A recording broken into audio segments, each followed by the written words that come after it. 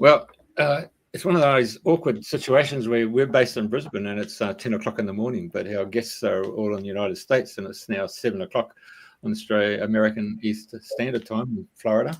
And our co-host is based there in Cape Canaveral, and she's actually brought forward today a really interesting lady. We just had a bit of an off-air chat, and without further ado, I'm going to get straight into the story. Hand it over to you, Elisa. All right. Hello, everybody. Thank you for being here. I'm super excited and honored to have my good friend Sherri Divband with us. Sherri is actually one of the most amazing people I know, and that's because she is working with the children, which is our future. And so there's so much to Sherri share about Sherri, and so we're going to try to keep it as much as we can to 1 hour, but for sure we're going to have her back. And so I am going to let Sherri explain to you her spiritual background, how she got to where she is, and most importantly, how she is trying to usher in the new Earth children. So Sherri, it's all yours. Tell us everything. Oh, well, first of all, Grand Rising and good evening, depending on where you are watching this right now. Thank you so much for having me on this broadcast. It's an honor to be here with both of you and all of those watching. To tell you what I do now, I got to start somewhat at the beginning. I'm going to skip over a little bit and I'm going to skip to animals. So my spiritual awakening had a lot to do with the animal kingdom. So I was an only child, had teen parents, a good amount of trauma growing up. And I'm not going to get into that in this show. But my mom got me a German Shepherd puppy when I was young. And this dog honestly saved my life, and she became my best friend. And so she was the catalyst for, I think, everything I did that point moving forward. I really had a deep love, respect, and connection with all animals because of her. So she was my best friend. I talked to her. We did everything together. I played Barbies with her. I didn't have any siblings, and we moved around a lot. I didn't have a lot of friends. I was bullied. And so I really started to pay attention more to the animal kingdom and how beautiful animals are in comparison to my experience and my perception from a young age that adults, many of which in my life were arrogant, mean, abusive, narcissistic, and just horrible to me. And so I really grew up with this distrust of humanity. And I grew a deep love and compassion for the animal kingdom. So my idea was that I was going to be a veterinarian. So in high school, my idea was I'm going to show the animals all the love and that they gave me throughout my childhood, because they really saved me and showed me what unconditional love really felt like, that I felt like I was missing, that I wasn't getting.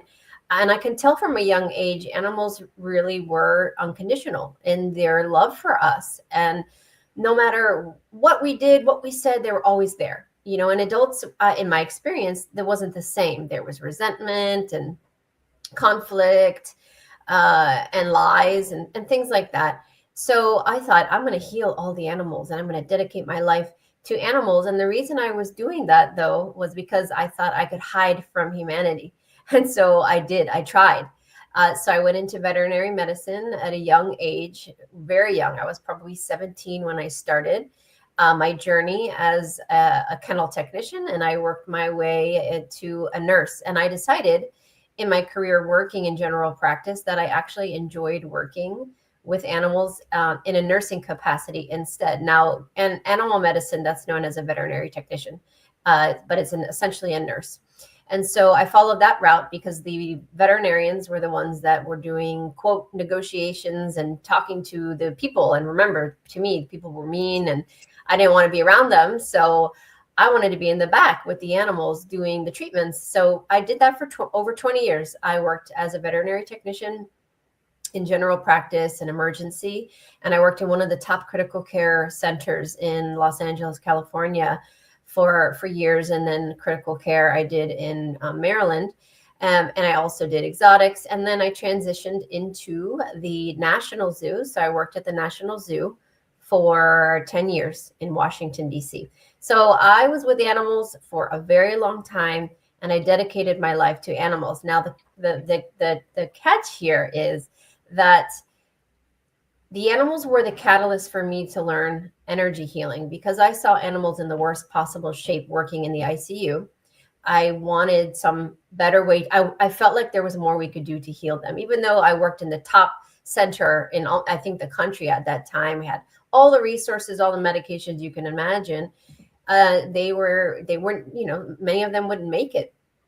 And so I wanted to learn energy healing. And so I did animal communication. I started doing energy healing for animals. And then I started a side business.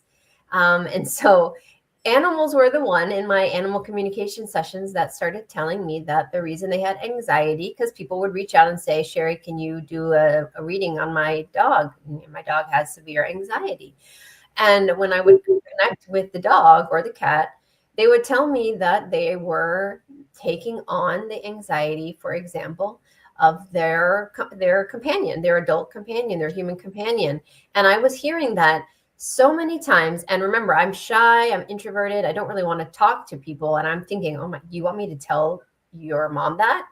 And it was really hard for me to basically say, well, they're telling me that you're the one that needs to work on anxiety. And so that the animal kingdom gently introduced me to working with people and being open to healing people, because the animals told me that we are the ones that have the limiting belief system and the traumas, and they're here to support us. And so the best way I can support the animals is by supporting the people. And so I transitioned over to working with people. I have to rewind really quickly.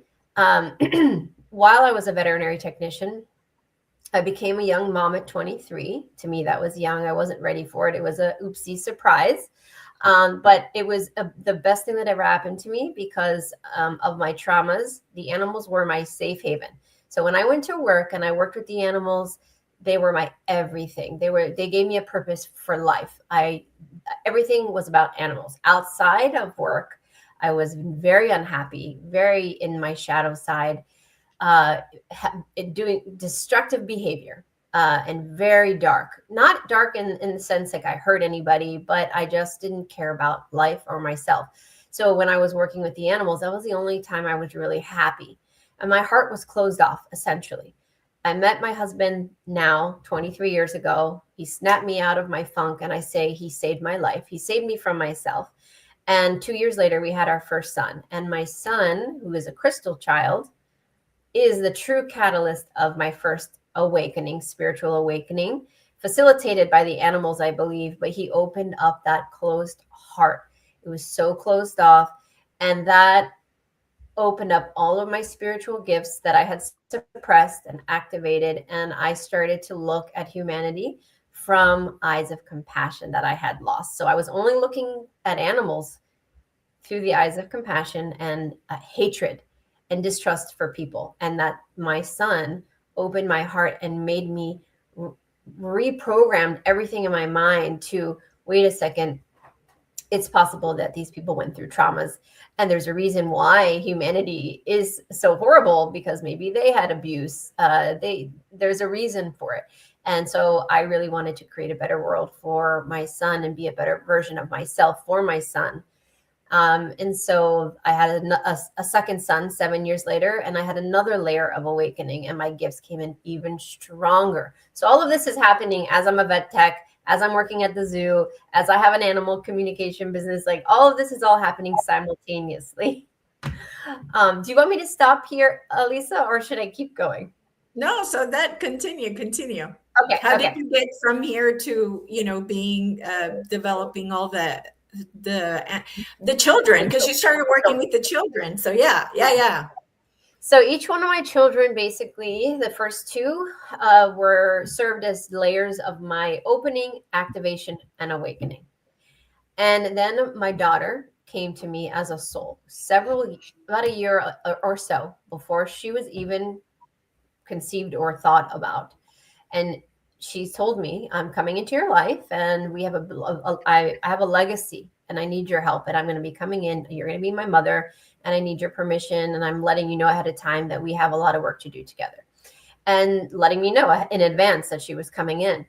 And so of course I said, yes, absolutely. But I wasn't really, I don't want to use the word allowed, but for lack of a better word right now, I wasn't really allowed or given the exact legacy or job we would do together, other than it was going to be really significant and really important. So of course I was intrigued. And what happened was I channeled her soul telepathically for an entire year before she was even conceived. And she taught me almost everything I know. She taught me about New Earth children. She taught me about the different types of children and how different children were being born and coming into this world, and that they're different. And there's a reason for this difference. This is before I even knew what the ascension was. I didn't know what any of this was back then. This is like 2000 and maybe 12, 13. I don't know what any of that's about.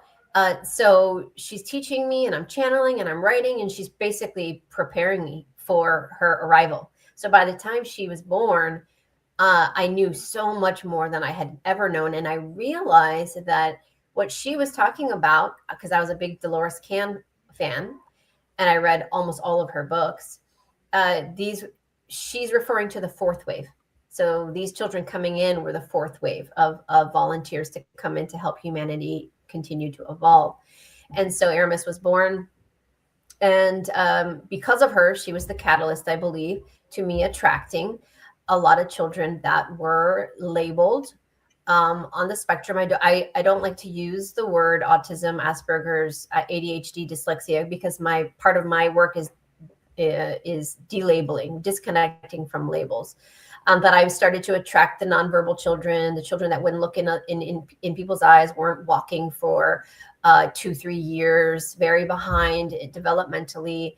And the parents, I somehow became known as the woman that can communicate with the souls of these children to find out why they had this, at the time, perceivable disadvantage. Something was wrong with them. So the parents actually came to me and said, can you heal my son or my daughter from autism? And I didn't really know much about autism at that point, because my boys and my girl didn't have anything relatable to that. So it was really new to me. So I learned on the job. And so the souls of these children started to explain to me what was actually going on, how they were being misperceived.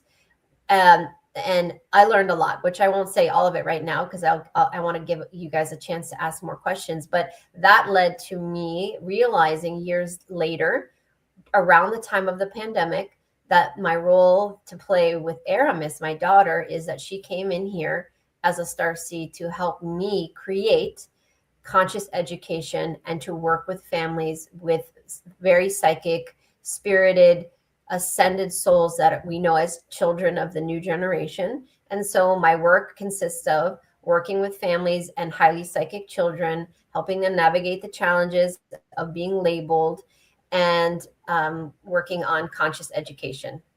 So that's everything in a nutshell. Yes.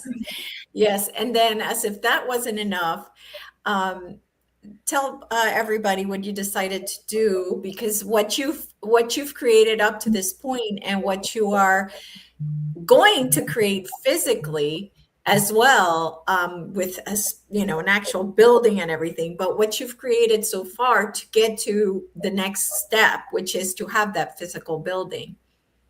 Right. Yes. And so around the time of COVID, I had this grand epiphany. This is what I thought that my daughter and I were here to do together, because I had a wellness center at that time. While I was working at the zoo, I simultaneously opened up my own practice, and I had a wellness center where I did all sorts of esoteric metaphysical services for adults and children. And I taught classes. And so the parents were asking me, can you teach my child about crystals? They're really interested. Can you teach Reiki to my child as well? They're really interested in energy healing, or they're suffering from night terrors. Can you help them learn to protect themselves, et cetera, et cetera.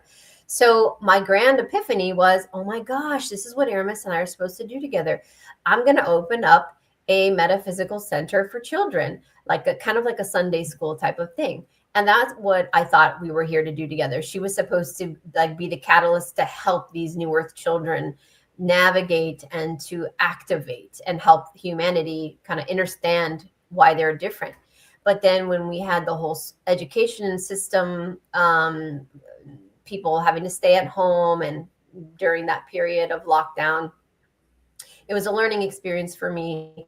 And I realized that that was only the small fraction or piece of the puzzle of what the real problem was. The root problem is the education system, and it's just not anymore, or ever has been, in my opinion, a one-size-fits-all approach. And I really started to pay attention more to the indoctrination of these children and how they're all lumped together. And I can give a million examples of that. And so what I did is I said, you know what? I'm creating not a metaphysical center, but I'm going to create a conscious educational approach to learning. So a center where children can come and learn in an environment that they are free to be themselves, where they are not labeled, where we have patient mentors, and it's a completely no curriculum, different style of learning, incorporating animals. So I started a nonprofit called the Aramis Collective, and the Aramis Creative Learning Center is the actual online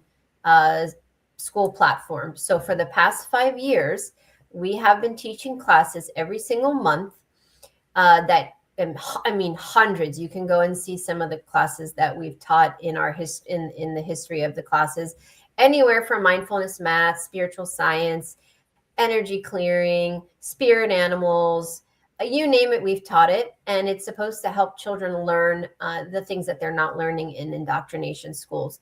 And the grand plan all the way back then was, okay, I'm going to open up physical centers. And I started public speaking about it. I started going to conferences. I became a public speaker against my wishes, because I'm not really that outgoing of a person. I don't like to be the center of attention, but I made myself go out in front of big audiences. Some of them were 1,000 people. And I talked about, this is a problem and I have the solution. I have a solution.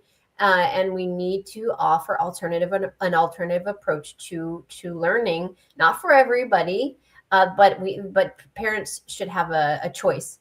And so I started to attract a very large following over the last 5 years through podcasts, public speaking. I've written 10 children's books. I had an cartoon animation series. I also have written 5 adult books.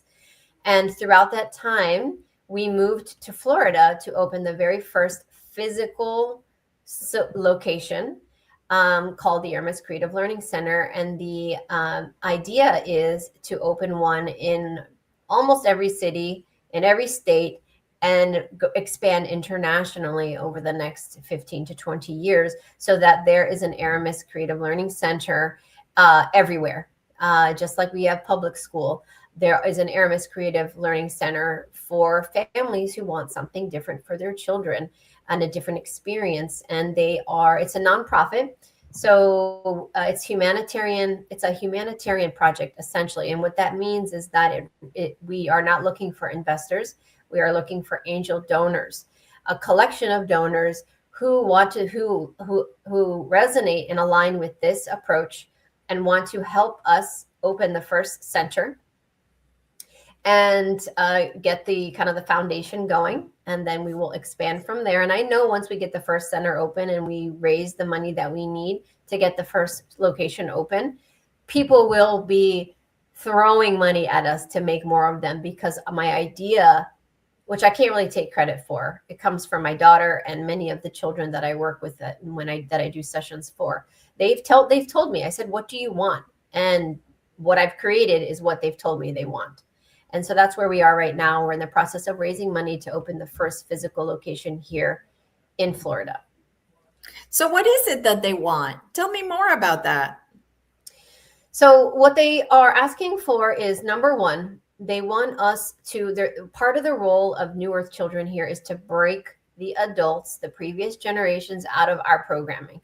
Because, and I'm sure your audience is well aware, that the reality that we are in is designed, no matter where you live in the world, is designed in a lower vibrational loose style system, where it thrives in negativity, and it operates through programming.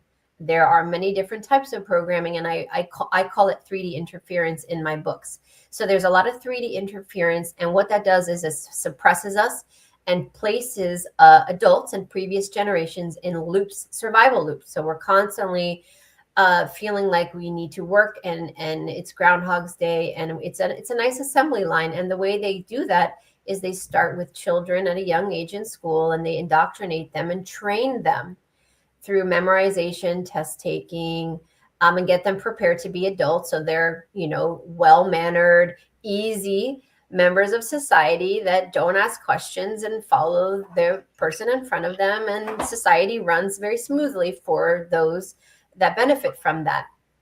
And so the children, and this is generational. So if you look at my mother's generation and my grandmother's generation, this has happened in phases, like Dolores Cannon talked about. So the first wave of volunteers struggled a lot because those people came in the 1950s, and we weren't ready for that. There was too much indoctrination, too much programming going on, and they really struggled, and they really had a hard time. That's the first set of indigos. And then the next set of indigos came in like the 70s, 60s and 70s, and then they got involved in drugs and alcohol, and they got distracted.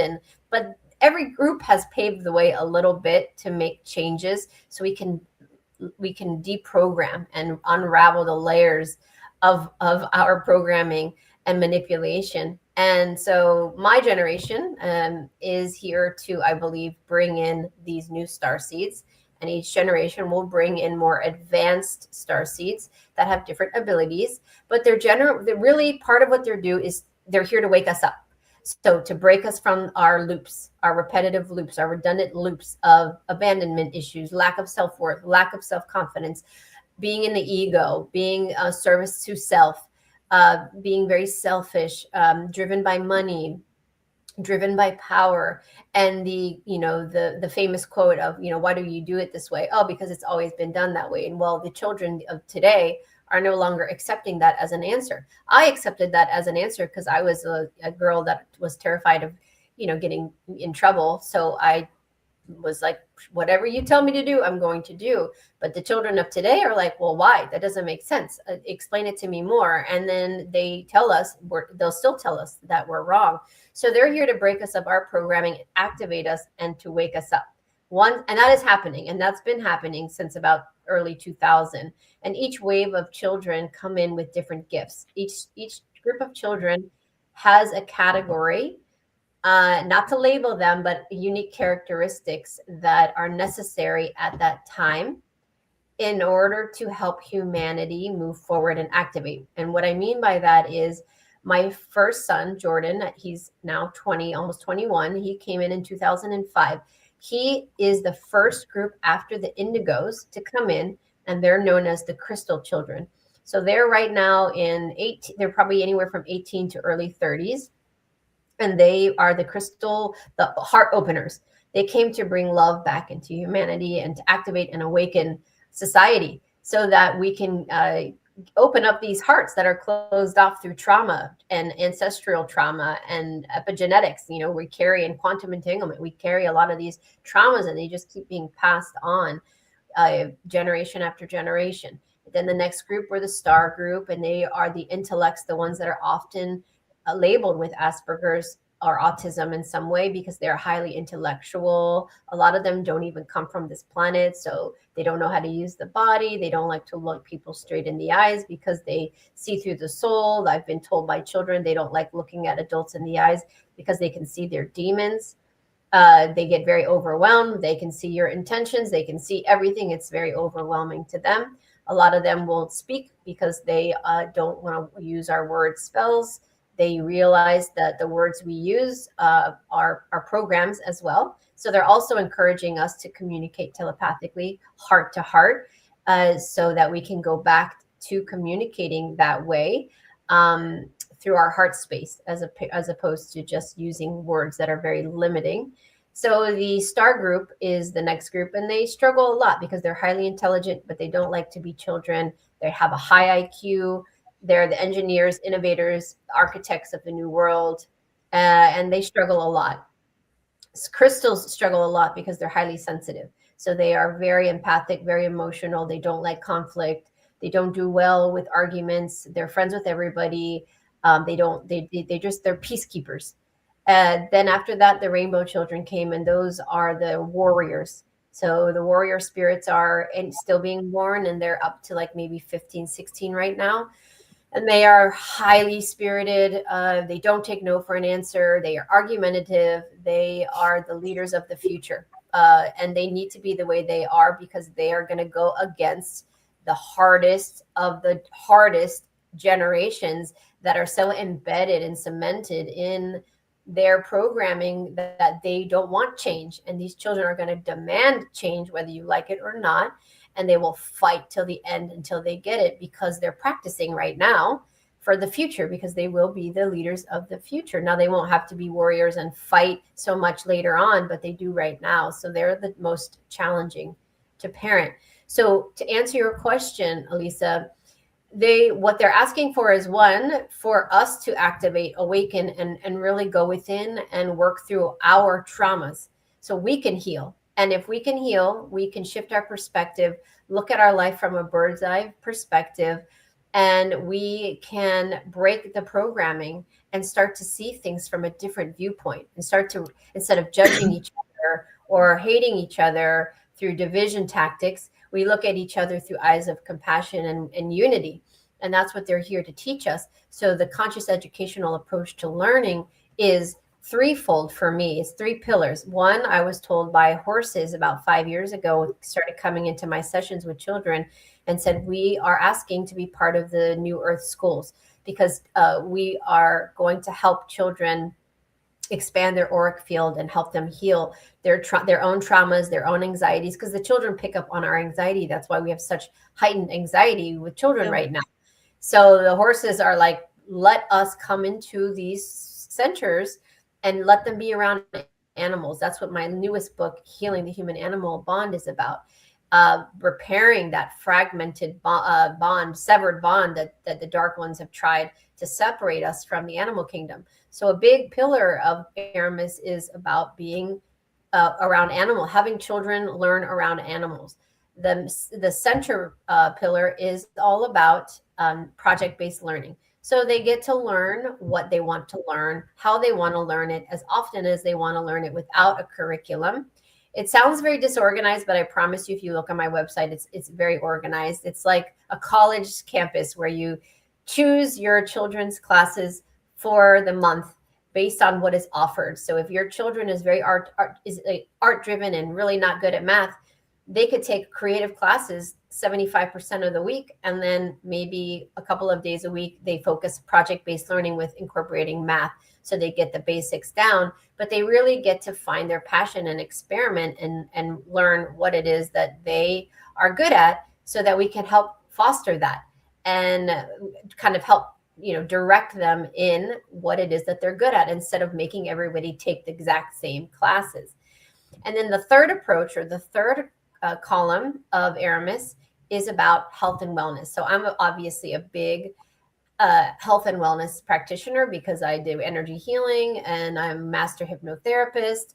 I am a big fan of natural healing. And so we will have a state-of-the-art healing center on every single campus where children will have access to go into this healing center and learn about the equipment, learn about red light therapy, PEMP mats, what is frequency healing, what is biohacking, what is a crystal healing room, and how does it work, and how does it interact with our energy, and crystals and tuning forks, a healing, what is it called, a harmonic egg. So there will be hundreds of thousands of dollars worth of beautiful equipment, not just for show, for the children to learn from the young age of 5 how to go in and heal themselves. So if they have a stomach ache, they go in there and they're guided by the mentors in the healing center of, okay, well, let's talk about what's going on with you and let's see which one of these modalities works. So they learn from a young age, instead of grabbing a pill or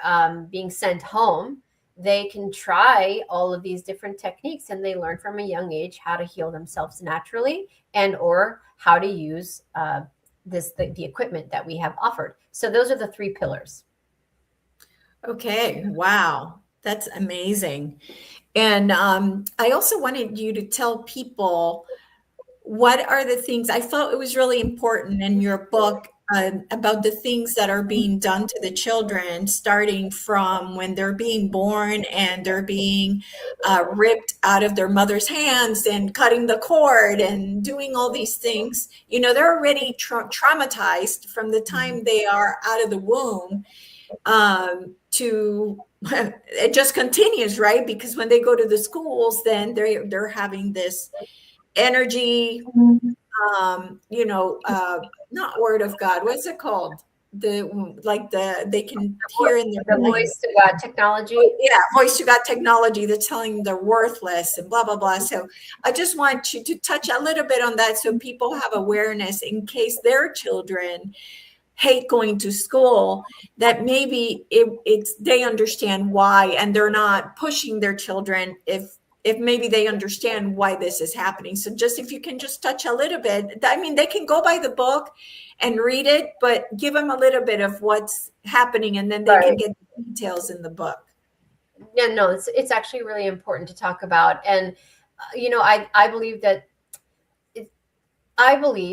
and I know that every single person that comes into this planet as a soul has a unique soul signature, just like a fingerprint. So as you come in through the etherical birth portal, which everybody does, if you incarnate as a human, you are tagged, and they know, the beings of this planet know who comes in, where you come from, what your life plan is, what you're here to do.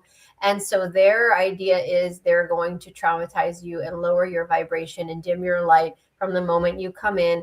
And honestly, it starts with the pregnancy. So they target the moms while the baby's in the womb.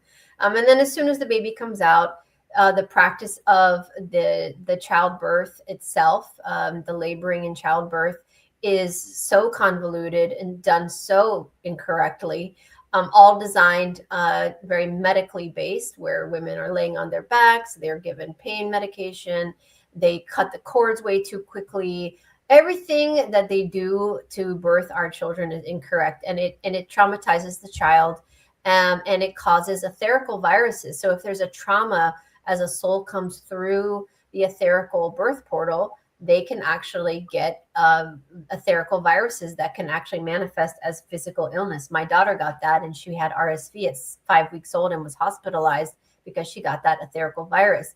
Then, of course, I'll be careful with my words, but then they do a lot of these and introduce a lot of toxins into the body. And then we have other 3D interference with toxins in the food, the atmosphere, the environment. Now, schools have a satellite system set up through government programs where they emit frequencies. And this is not a conspiracy. I mean, they're even talking about it in movies right now. So it's not even, you can't even call it a conspiracy anymore, where they have proven technology that will emit frequencies that will implant suggestions in your consciousness. And it works on people as well. And this started back in Montauk program, but it's gotten so much more evolved. And the way I learned about this, because I'm not a researcher, I had a session with a young boy one day, and the mom asked, why is he kicking and screaming every time he gets near the school? And this kid was like 6 years old. And she said, I cannot get him out of the car. I physically have to drag him in the school, and he never will calm down the whole time. So I'm asking this child, I said, what's going on? And he said, the whole time I'm there, I feel sick to my stomach, and I'm hearing voices in my head that I'm not good enough, that I'm bad, and your parents don't love me, and like all of these horrible things. That was the first time I had ever heard of that. It was subsequent sessions later that I learned of voice. They call it voice to God technology. There's also voice to skull technology. There's lots of different terminology for it, but they actually they place grid systems over public schools. And the schools themselves are also designed to create a prison-like environment where there's the fluorescent lighting, the children are forced to sit still for 6 hours at a time, limited playtime, limited creativity. It's all about lecture, memorization, standardized testing, and lack of creativity. And so it's an indoctrination camp, and they're designed like prisons. And so it's a lot more complicated than that. But if a child is saying that they don't feel good, excuse me, when they go to school, or they have a lot of fear, they're likely tapping into these frequencies that are coming through. And I hear it every day. So I know that they're not making it up, because I hear out of children's mouth all the time from the ages of kindergarten through high school. And they're saying, Sherri, every time I walk into the school, I have negative thoughts. I have thoughts of suicide. I have anxiety. All of a sudden, my heart starts beating fast. I don't feel good. I don't feel safe. And this is happening all over the world. It's not just in the United States. It's not just in certain countries. And it's done by technology that's emitted through towers, satellite, many different ways. It's done that way. So there's also gifted and talented programs and secret government programs of what they're doing with the children in the school. That's a whole other episode we can get into. That's a whole other topic. But the public school system is not created for children to learn and thrive. It's simply to indoctrinate and prepare them for adulthood so that they can be factory workers, which is initially why they started school in the begin with, because they wanted children to grow up and work in factories. So they needed to get their mindset ready to be in a very monotonous job where you just don't really do much, and there's not a lot of creativity involved, and you don't ask a lot of questions.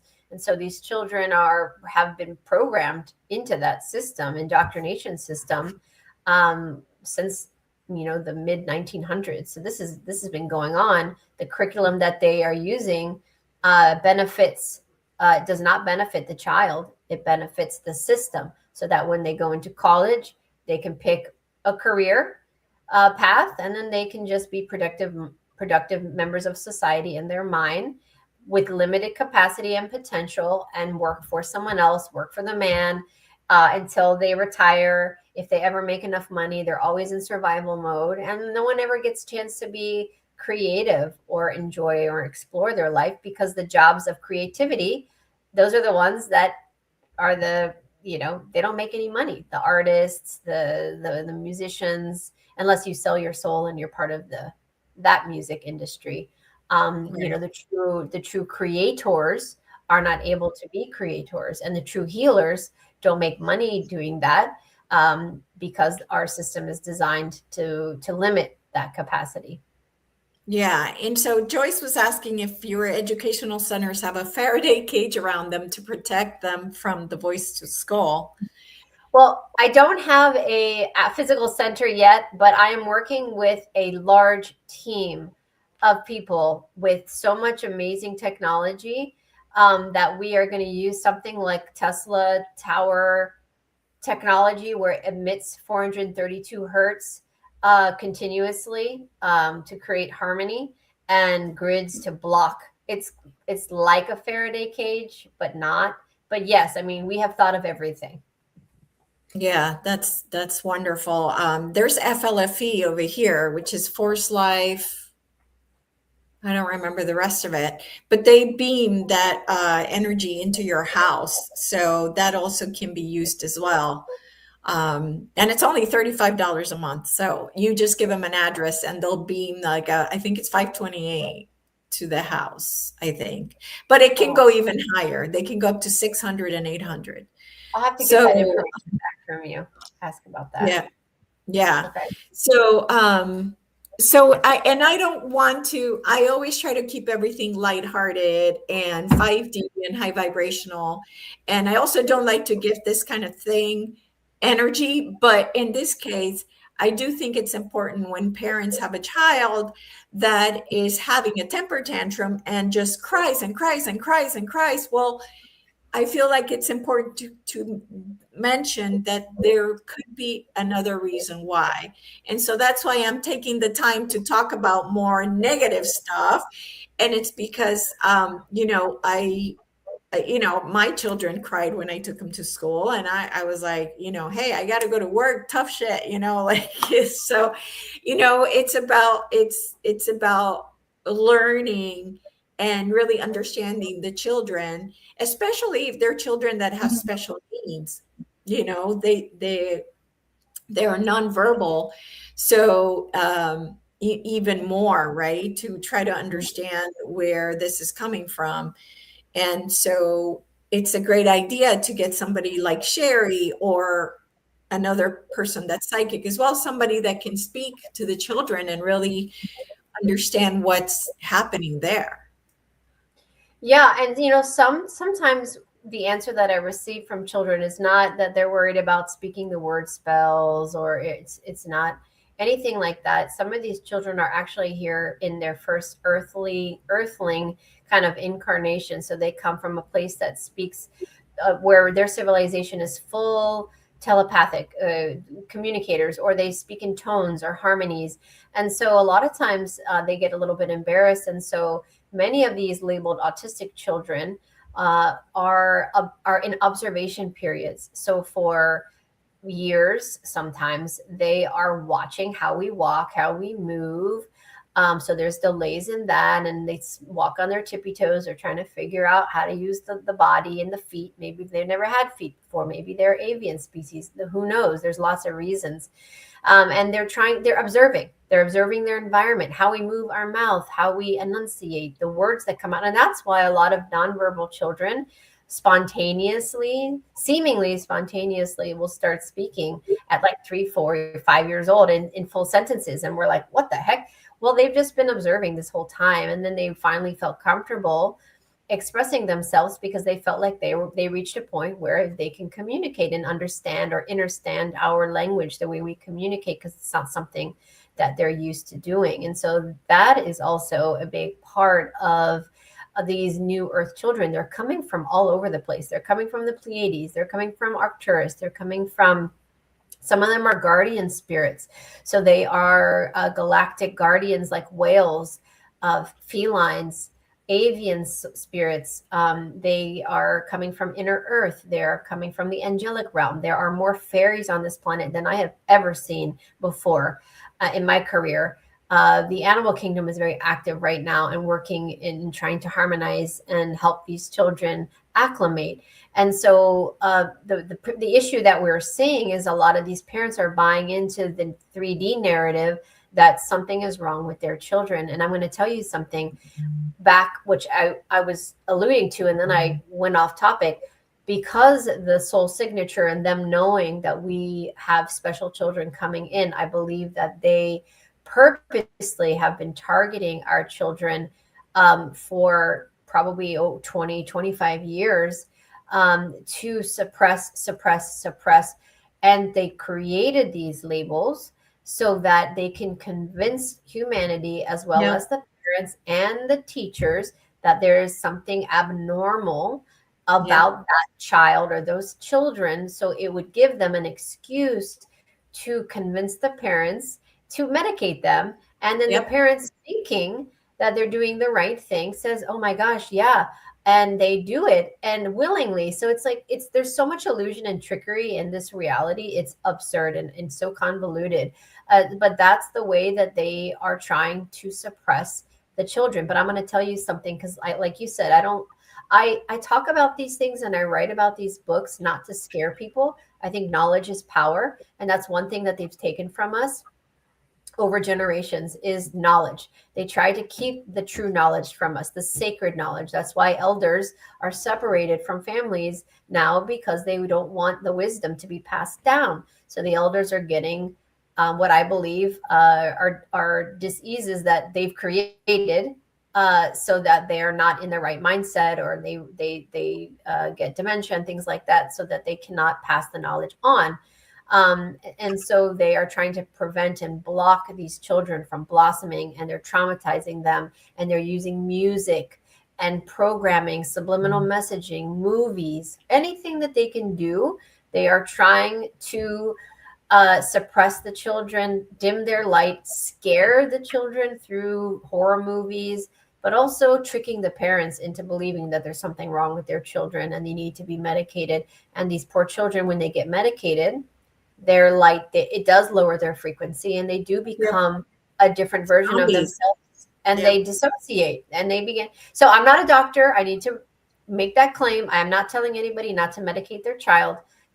I'm just trying to explain what is likely happening. And the reason why Elisa mentioned these children have these breakdowns is because they are advanced beings trying to operate a very primal young version of a human body that doesn't have the ability to articulate both verbally or just energetically how to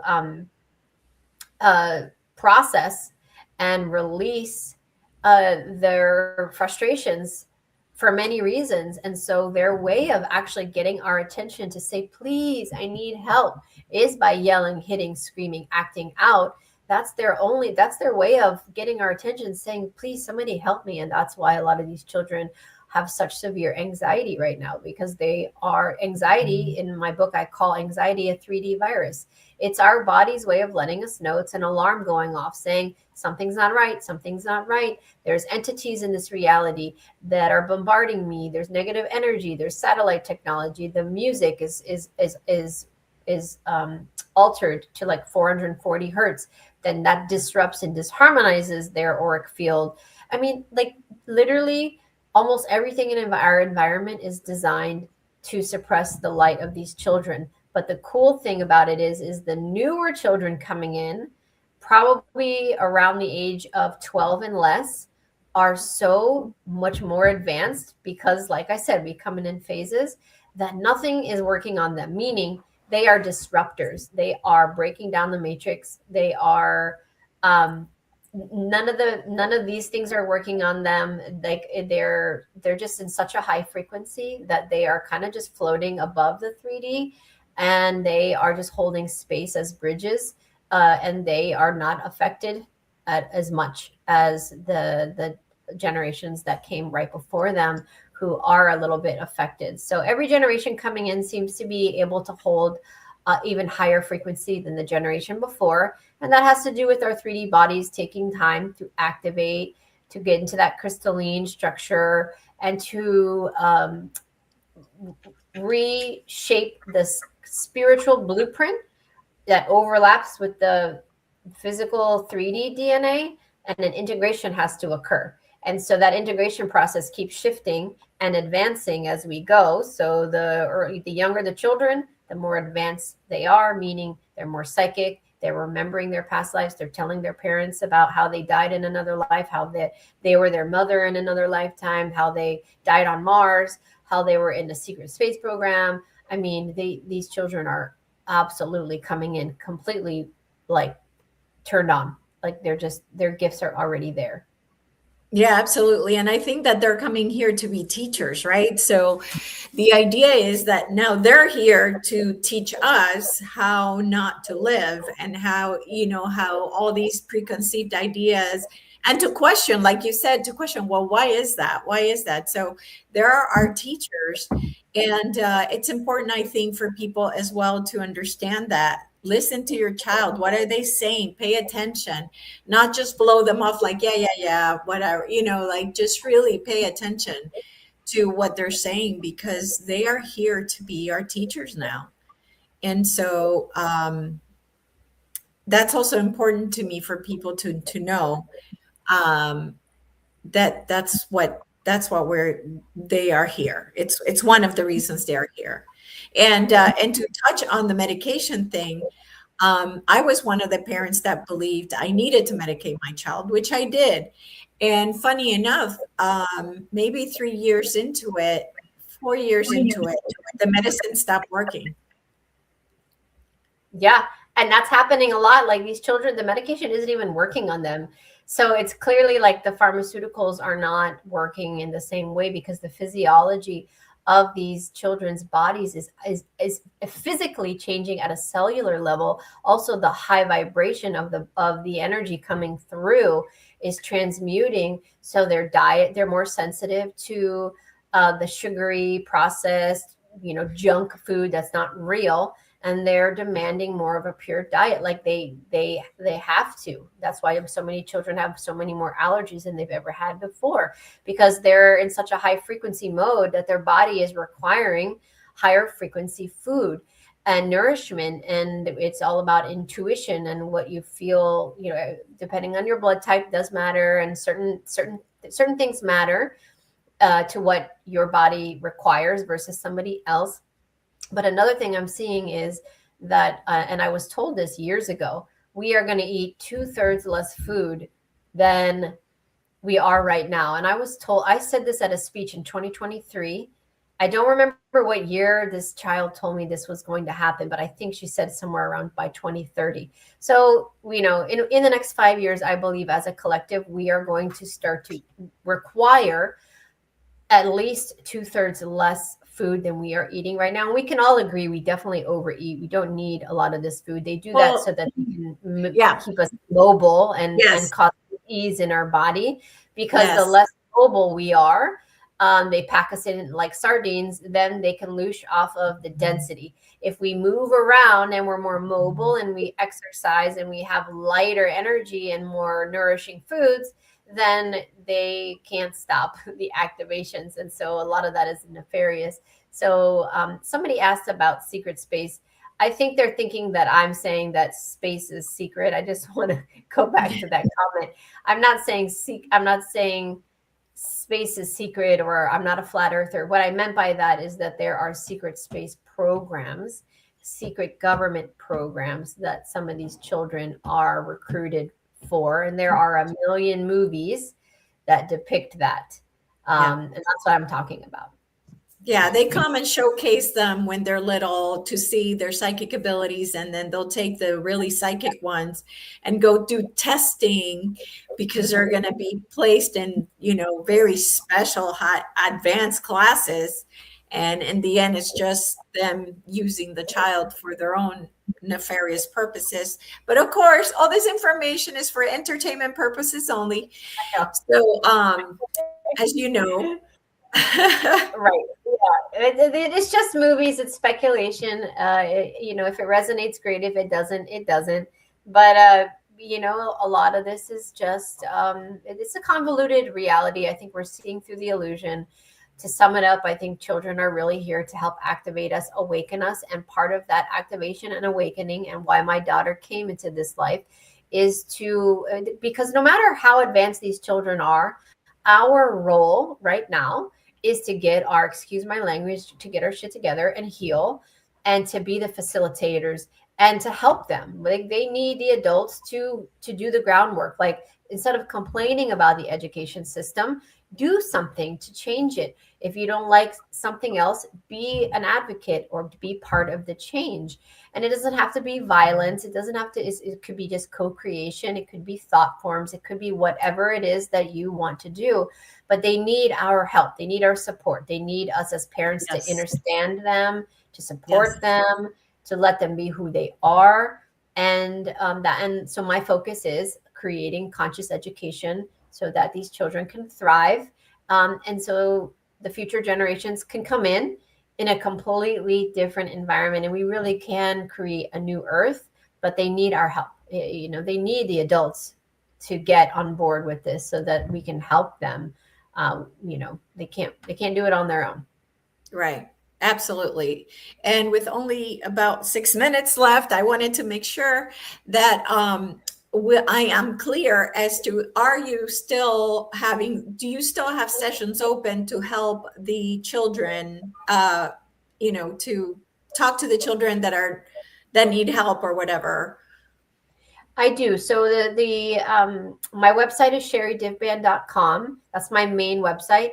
And I do sessions for adults and I do sessions for children. So those are done on a limited basis because I do a lot of conferences. I do a lot of travel. I'm doing retreats.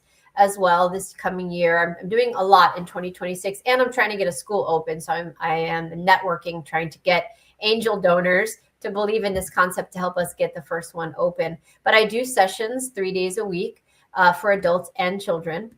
And then aramiscreativelearning.com is the website if you want to look at classes for children. They're all virtual and they change every month. So right now we happen to be on winter break. It's December, it's the holiday season, but every month we have anywhere from 5 to 15 classes being offered, generally evenings or weekends. So we can accommodate even the school, even the children that go to public school.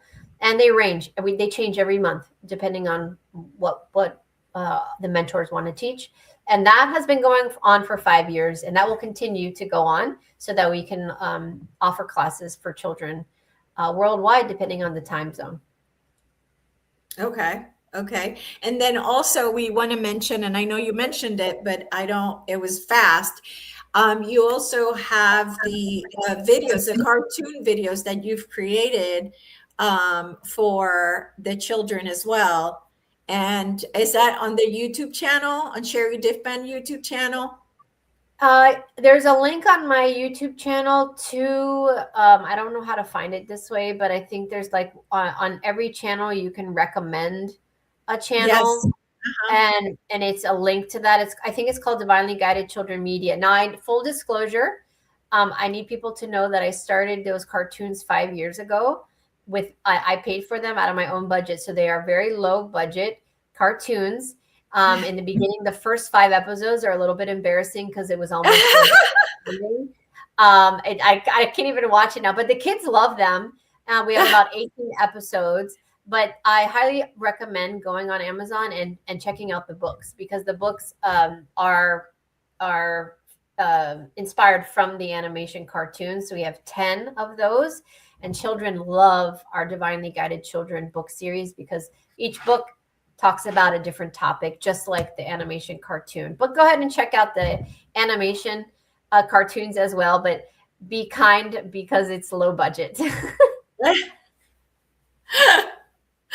Okay, well, good, because I did want to mention as well that you did also the books for the children as well. So you have books for adults that you wrote as you were waking up and getting knowledge, and then you've written like what, 5 books for adults? I have 5 books for adults, 10 children's books. Okay, and 10 children's books. I'm not sure. It's hard to believe that you've done this. I really think you have a clone and you don't even know it, but because you're Superwoman. And it's just amazing, really, all you have accomplished and you seem to accomplish. I don't know how you do it, but I am just so grateful for your dedication to humanity, for your dedication to the children. And really, truly, it's just, you do so much and you just never stop. And it's just amazing. So, and anything that people can do to support your website or support you or support the school or whatever it is, it's just, I just would be so grateful, because this person is just an angel on earth. And again, all for the children and the animals, right? Which are what? They are the beings that need support. Both animals and children need the support of the adult human beings. Exactly. Yeah. And no donation is too small. I mean, we get a good number of smaller donations from people that want to support, and that pays for legal fees, keeping the websites going, paying our mentors, things like that. So that's always appreciated. But if you know anybody that's interested in supporting a charity or wants a tax write-off, as long as we have that still going, and is looking to support and has extra, disposable income, if we want to say that, they can reach out to me personally, and we are looking for angel donors to help us get this going. My goal, I'm putting this out there, is we will open in September of 2026 in 10-acre lot here in Loxahatchee, Florida. I'm going to make it happen, and so by coming on these radio shows and talk shows and conferences, I'm hoping that the right people will see it and say, I want to help and reach out. And that's how we're doing it. Beautiful. I just send all the energy that I can to that vision. And, I'm so grateful that you came and you were able to make it today, and really grateful for you being here and for the work that you're doing for humanity. And it's time to go. I know you have to go somewhere else. So I do want to tell everybody before we go that we are off for the holidays. So happy holidays, everybody. We'll be back January 20th. And we hope to see you back. And Sherri, again, thank you so much. And thank Jeff, you so much for having me. You're welcome. My pleasure. Yeah, very much so.